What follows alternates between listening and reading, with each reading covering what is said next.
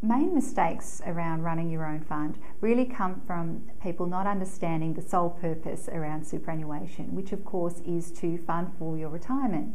So we're afforded all these tax concessions within the superannuation environment in return for having our money preserved within that environment until we retire, and we can then draw the money down as a lump sum or income stream.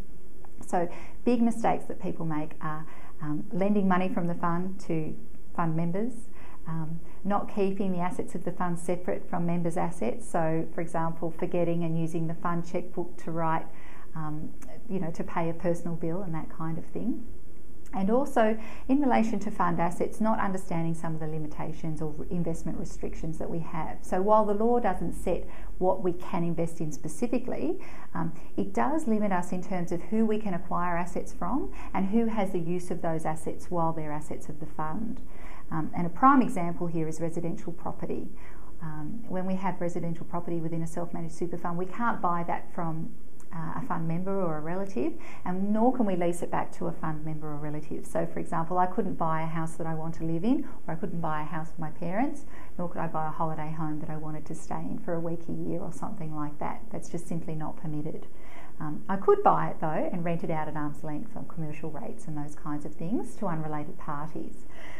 So they're big risks. Then we have different kinds of risks like managing contributions and those kinds of things. The government has now set limitations on how much we can contribute to super every year, and the penalties for breaching those contribution caps can be quite severe. So we're talking about increased tax within the fund on those contributions of 50%, even over 90% increased tax on those contributions where we're in breach. So we need to be very careful there.